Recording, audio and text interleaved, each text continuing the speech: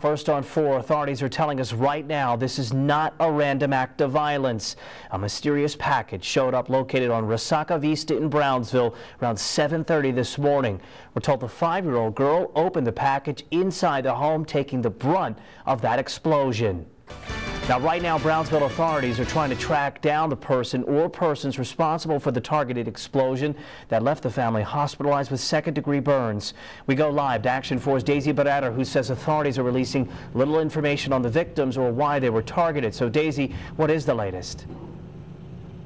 Ryan, local and federal authorities remain on scene here at the home on Resaca Vista Drive in Brownsville. Once all 4 explosive devices were detonated, they made their way inside the home to continue gathering more evidence. Now, some of the local authorities here tell us they've never seen anything like this throughout their entire careers, and they say the clear intent here was to cause mass destruction.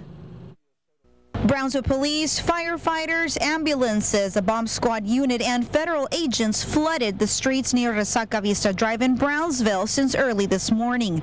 An explosion went off inside this home, causing second-degree burns to a 27-year-old man, his wife, and 5-year-old daughter. It's destructive, as you can imagine, like an explosive device. There's a tremendous amount of damage inside the dining room area of the residence. So it's a terrible scene. It's very violent. Rodriguez says it's unknown who delivered the package or what it looked like. It's also unclear which family member actually opened the package. But when it was open, only 1 of 4 explosives went off. As far as this targeted explosion being drug or organized crime related, we have an incident that happened here. It's too early to tell. There's a lot of work that has to be done with the residents, with the occupants, with the neighborhood, with the entire area. So we don't really know what. I mean, there's a lot of things, different scenarios, and we don't want to speculate. Fire Chief Lenny Perez says these situations are dangerous for the victims directly involved and for the first responders as well, especially when the emergency crews don't know what these powerful explosives are made of. Hazardous materials teams were on standby at the scene and at Valley Regional Medical Center, where a total of 6 victims were treated. There's a concern from us as responders because when something goes off, people get hurt. And to be honest with you, firefighters are notorious to go in and try to help and help the people more than anything else. So we can become victims very easily. The explosives were sent to a lab for testing.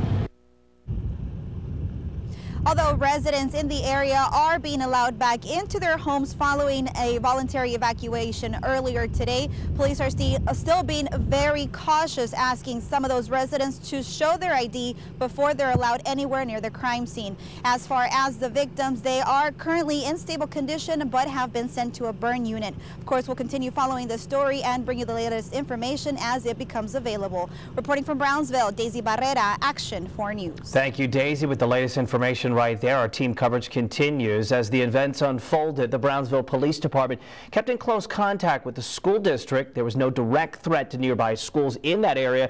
However, BISD did have an officer monitor the rear of campuses in the area and increase patrols just as a precaution. Hazmat crews called in to decontaminate staff who worked on those transported to Valley Regional Hospital following that blast. 6 people transported from the site of the explosion off the 3000 block of Resaca Vista. 3 taken by ambulance to a burn unit in San Antonio, while 3 others were treated and released. According to fire officials, the hospital requested the decon tent as a precaution. The hospital asked us for decon procedures, and we helped them by doing that. To what level it is, the hospital will be the only one that can answer those questions. According to spokeswoman Robin Brachot, the service at the hospital was never interrupted during the process. While the parking lot was shut down during the decontamination, the ER and the rest of the hospital remained operational.